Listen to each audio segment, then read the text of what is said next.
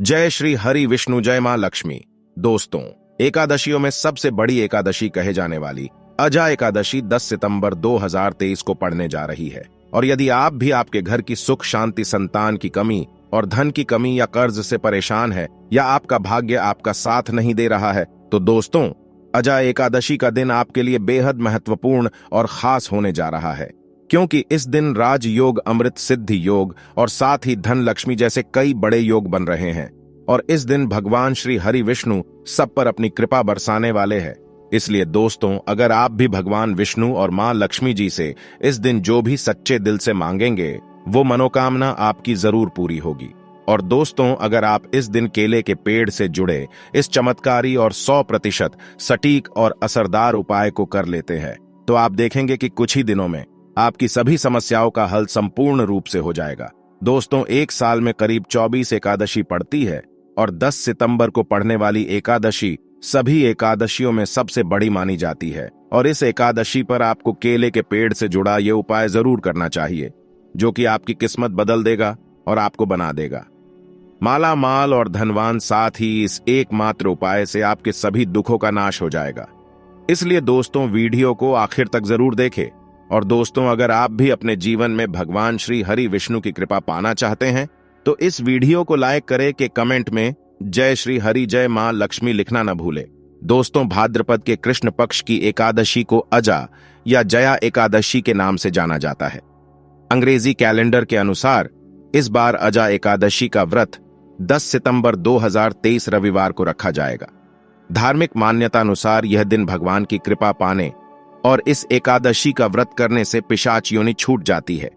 इस एकादशी व्रत से जप, दान तथा यज्ञ आदि करने का फल सहजता से ही प्राप्त हो जाता है तथा 1000 वर्ष तक स्वर्ग में वास करने का वरदान मिलता है। जया या अजा एकादशी व्रत करने से जीवन की हर तरह की परेशानियों से मुक्ति तथा जाने अनजाने में हुए सभी पाप खत्म हो जाते हैं। यह एकादशी व्रत मोक्ष मिलता है तथा दोबारा मनुष्य जन्म नहीं लेना पड़ता। अतः इसे अजा एकादशी भी कहा जाता है। तो आइए दोस्तों, बात करते हैं अजा एकादशी के दिन केले के पेड़ से जुड़े उपायों के बारे में, जो आपकी किस्मत चमका देंगे। दोस्तों, केले के पौधे की पूजा से बृहस्पति देव प्रसन्न होते हैं। तो अगर आप एकादशी के दिन केले के पौधे की जड़ में चंदन की कुछ ढलियां ढाल दें, जैसे चंदन के वृक्ष की ढलियां, यानी चंदन की छोटी छोटी लकड़ी जो होती है, उसका भी प्रयोग कर सकते हैं। आप 9 ढलियां लेकर अगर पीले धागे में बांधकर केले के पौधे में अर्पित करते हैं, वह धागे आपको तने में बांध देने होते हैं। इससे आपके जीवन में धन का आगमन होता है, व्यापार में वृद्धि होती है, आपकी आय में वृद्धि होती है। अगर आप ये उपाय करते हैं तो धन का आगमन आपके जीवन में बना रहता है। तो यह गुरुवार के दिन करना है। सुबह के समय पहले आप स्नान इत्यादि करने के बाद जल अर्पित कर दीजिए और उसके बाद 9 छोटी छोटी ढलियां जो चंदन की लकड़ी की हो तो बहुत अच्छी बात है। अगर आपके पास चंदन की ढली उपलब्ध ना हो तो आप गोपी चंदन भी 9 टुकड़े 9 धागों में बांधकर टांग सकते हैं। यह आपके मन की सभी कामनाएं पूर्ण कर देता है। दोस्तों, एकादशी के दिन केले की जड़ में पानी के साथ अगर हल्दी चढ़ाई जाए, जैसे थोड़ा सा जल लीजिए और उसमें थोड़ी सी हल्दी ढालिए, और यह अगर आप जड़ में अर्पित करते हैं ओम ब्रीम बृहस्पतये नमः इस मंत्र के जप के साथ, तो आपका भाग्य तेज होता है। और अगर आपका भाग्य साथ नहीं देता है, आपको नौकरी मिलने में कोई बाधा आ रही है या आपके व्यापार में तरक्की रुकी हुई है, तो आपको केले के पौधे में हल्दी वाला जल जरूर अर्पित करना चाहिए। एकादशी के दिन अगर आप ऐसा करते हैं तो बहुत ही शीघ्र आपके जीवन में परिवर्तन होता है। दोस्तों, जो लोग अपनी जिंदगी में बहुत अधिक परेशान हैं, आपका कोई भी काम नहीं बन रहा है और आप हर तरफ से परेशान हैं, घर में भी आपके परेशानी है, आप बाहर जहां काम करते हैं वहां भी आपको बहुत अधिक दिक्कतें आ रही हैं, तो आपको चाहिए कि एकादशी के दिन केले के पेड़ की जड़ में थोड़ा सा गुड़, भीगी हुई चने की दाल डालकर अर्पित कीजिए। तो जल के पात्र में आपको थोड़ा सा गुड़ डाल देना है और उसमें ही थोड़ी सी भीगी हुई चने की दाल डालकर बृहस्पति देव को, यानी कि केले के पौधे में आपको अर्पित करना है। यह आप कुछ बृहस्पतिवार ही करेंगे तो बृहस्पति भगवान की कृपा आप पर होगी और आपके जीवन में जो भी काम आपके नहीं पूरे हो रहे थे, वह सभी काम पूरे होने लग जाते हैं। अगर आप किसी नए काम की शुरुआत करने जा रहे हैं, कोई नया व्यापार शुरू करने जा रहे हैं, शिक्षा शुरू करने जा रहे हैं, या फिर आप कोई भी ऐसा काम करना चाहते हैं जिससे आप चाहते हैं कि कोई रुकावट ना आए, बहुत ही शीघ्र पूर्ण हो जाए, तो आपको चाहिए कि एकादशी के दिन केले के पेड़ में जल के साथ थोड़ी सी चीनी मिलाकर अर्पित कीजिए। तो पात्र में ही आपको चीनी डाल देनी है और भगवान बृहस्पति देव का मंत्र बोलते हुए वह आपको अर्पित करनी है, या फिर ओम नमो भगवते वासुदेवाय नमः इस मंत्र के जाप के साथ भी आप यह जल अर्पित कर सकते हैं। यदि आपकी जिंदगी में बहुत अधिक मुश्किलें हैं, मतलब आप समस्याओं से घिरे हुए हैं, कर्ज से घिरे हुए हैं, मांगलिक कार्य आपके घर में रुके हुए हो, किसी भी प्रकार का शुभ कार्य आपके जीवन में नहीं हो रहा है, घर में अगर शादी ब्याह है वह भी आपका ठीक से नहीं होता है। कई बार क्या होता है कि हम घर में एक छोटा सा हवन भी बिना कलेश के नहीं करवा पाते हैं। इस तरीके की स्थिति घर में होती है, मतलब बहुत अधिक नकारात्मक ऊर्जा अगर आपके जीवन में है, आपके घर परिवार में है, तो आपको चाहिए कि केले के पेड़ की जड़ों में 2 हल्दी की साबुत गांठें रख दे। ऐसा अगर आप इस एकादशी पर करते हैं तो बहुत ही शीघ्र आपके जीवन से यह जो समस्या है कि आपका हर कार्य निर्विघ्न पूरा नहीं हो पाता है, आपके सब कार्यों में कलह क्लेश होता है, इससे आपको मुक्ति मिलेगी। अगर आप मंदिर में जाकर पूजा कर रहे हैं, मंदिर में केले का पौधा है और वहां आप पूजा कर रहे हैं, तब तो हल्दी की गांठ आप वहीं पर छोड़ दीजिए।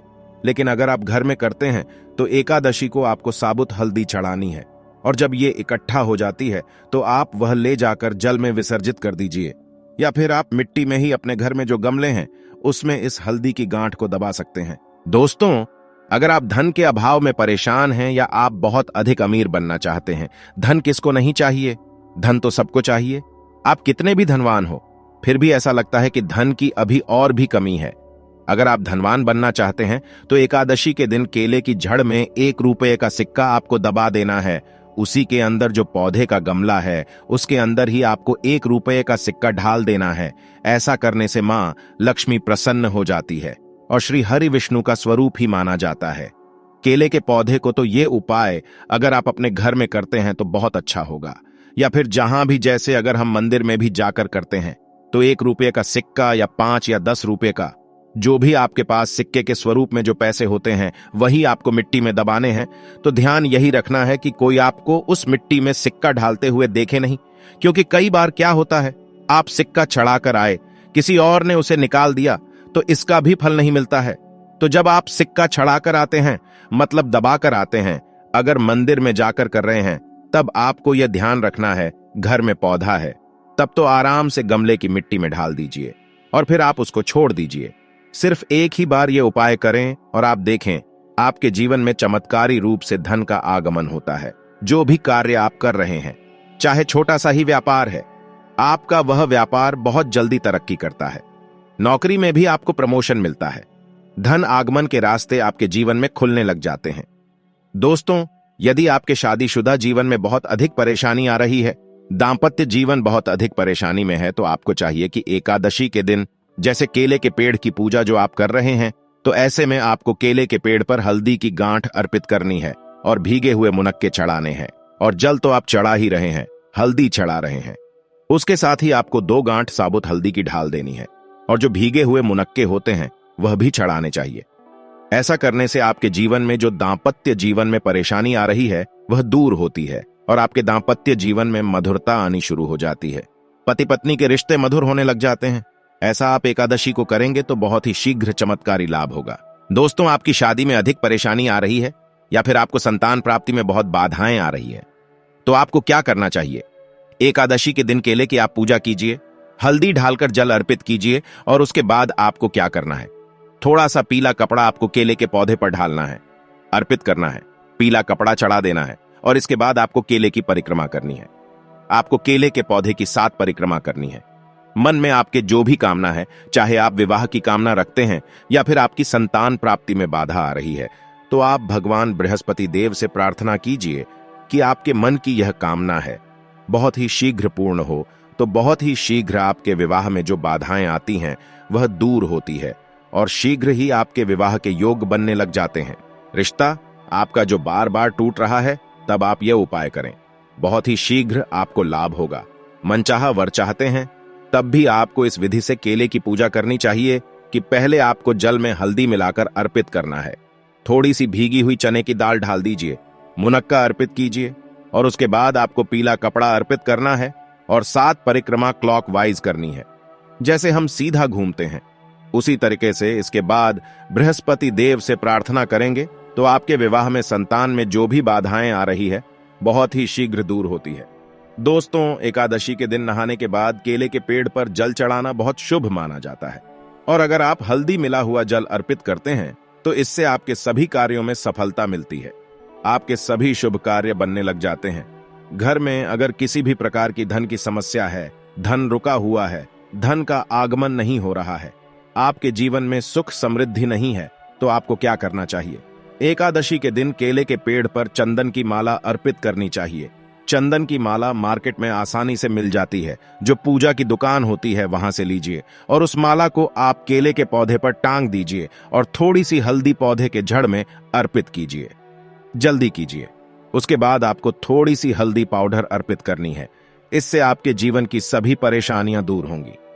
आप जिस भी परेशानी से ग्रस्त है, अगर सिर्फ आप चंदन की माला उस केले के पौधे पर ढाल देते हैं और हल्दी अर्पित करते हैं, जल अर्पित करते हैं, 7 बार परिक्रमा करते हैं, तो इससे आपके जीवन की सभी परेशानियां दूर होंगी। सुख समृद्धि का आगमन होगा। मन में कोई विशेष कामना है, जैसे धन संतान के लिए प्रार्थना करना चाहते हैं, तो उस समय जब आप चंदन की माला अर्पित कर रहे हैं, आप भगवान से प्रार्थना कीजिए। बहुत ही शीघ्र आपकी कामना पूर्ण होती है। और अगर आप किसी भी प्रकार की परेशानी से ग्रस्त है, एकादशी के दिन केले की पूजा करेंगे, केले के पौधे में आप जल अर्पित करेंगे, परिक्रमा करेंगे, तो बहुत ही शीघ्र देव की कृपा प्राप्त होगी। बृहस्पति देव की कृपा से हमारे जीवन के सभी शुभ कार्य होते हैं, मांगलिक कार्य होते हैं, हमारा भाग्य तेज होता है। तो आइए दोस्तों, अब सुनते हैं अजा एकादशी की व्रत कथा, जिसको सुनने मात्र से आपकी सभी मनोकामनाएं पूरी हो जाएंगी। अजा एकादशी की कथा सबसे पहले भगवान श्री कृष्ण ने युधिष्ठिर को सुनाई थी, जो इस प्रकार है। पौराणिक कथा के अनुसार एक राज्य में हरिश्चंद्र नाम का एक चक्रवर्ती राजा रहता था। किसी कारण से राजा ने अपना राज्य छोड़ दिया और अपनी पत्नी, बच्चे व खुद को भी बेच दिया। इसके बाद राजा हरिश्चंद्र एक चांडाल के यहाँ काम करता था और मृतकों के वस्त्र लेता था।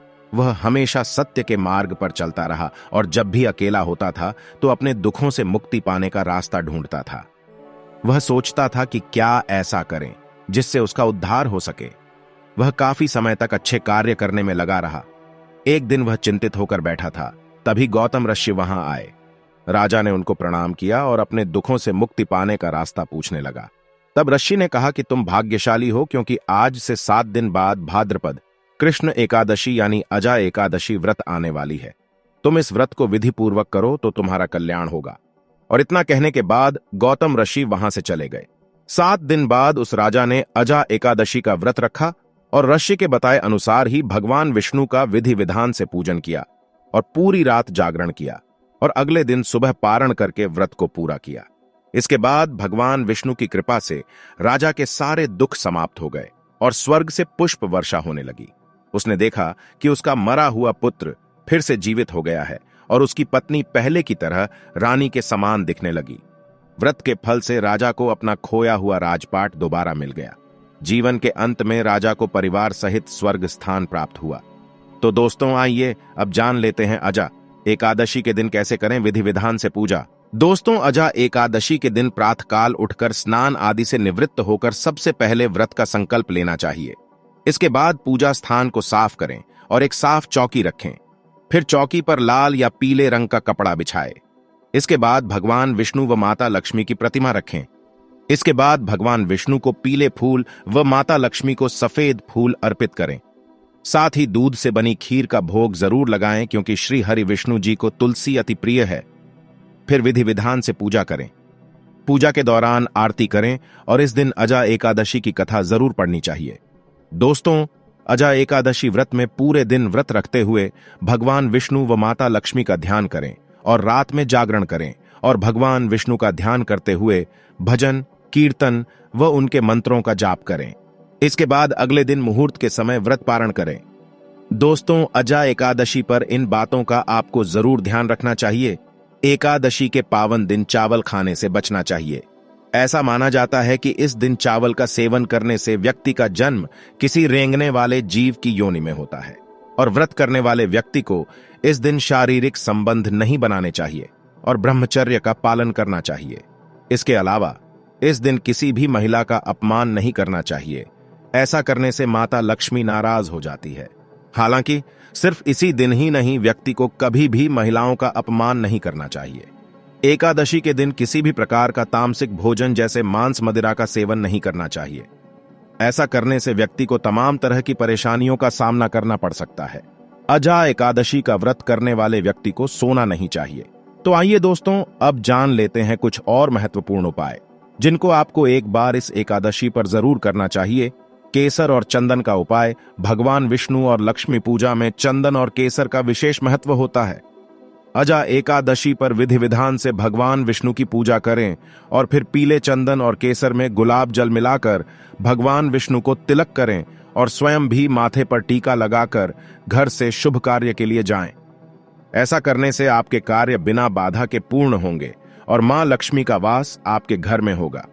पान के पत्ते का उपाय। अजा एकादशी पर पान के पत्ते पर रोली या फिर कुमकुम से श्री लिखें और ये पत्ते विष्णु भगवान को अर्पित करें। पूजा पूर्ण करने के बाद ये पत्ते लाल कपड़े में लपेटकर अपनी तिजोरी में रख लें। ऐसा करने से आपको नौकरी में नए नए अवसर प्राप्त होते हैं और आपके बिजनेस में भी लगातार वृद्धि होती है। कन्याओं को खीर खिलाएं। शास्त्रों में बताया गया है कि विशेष शुभ तिथियों पर कन्याओं की सेवा करने से बड़ा पुण्य कोई और नहीं है। अजा एकादशी पर 7 कन्याओं को केसर की खीर खिलाएं और उनके पांव छूकर उन्हें उपहार देकर सम्मान के साथ विदा करें। आपके इस अच्छे कार्य को देखकर मां लक्ष्मी आपसे प्रसन्न होंगी और आपकी धन संबंधी समस्याएं भी दूर होंगी। मनोकामना पूर्ति का उपाय। अजा एकादशी पर भगवान कृष्ण को नारियल और बादाम का भोग लगाएं और फिर 27 एकादशी तक इस उपाय को करने से आपको विशेष फल की प्राप्ति होगी और आपकी हर मनोकामना पूर्ण होगी। इन चढ़े हुए नारियल और बादाम को पूजा के बाद छोटे छोटे बालकों को खाने को दें। दक्षिणावर्ती शंख से करें। पूजा। अजा एकादशी के अवसर पर भगवान कृष्ण और राधा रानी की पूजा जरूर करें। भगवान विष्णु का दक्षिणावर्ती शंख में कच्चा दूध और केसर भरकर अभिषेक करें। ऐसा करने से आपके घर में कभी धन धान्य की कमी नहीं होती और न ही कोई अतिथि कभी खाली हाथ जाता है। तो दोस्तों, यह थी अजा एकादशी से जुड़ी सभी महत्वपूर्ण जानकारियां और उपाय जिनको आपको इस बार जरूर करना चाहिए। तो दोस्तों, आपको जानकारी कैसी लगी हमें कमेंट में जरूर बताइएगा। वीडियो अच्छा लगा हो तो वीडियो को लाइक, शेयर और चैनल को सब्सक्राइब करना ना भूलिएगा। आप सभी के मंगल की कामना करते हुए मिलते हैं अगली वीडियो में। धन्यवाद। जय श्री हरि विष्णु, जय मां लक्ष्मी।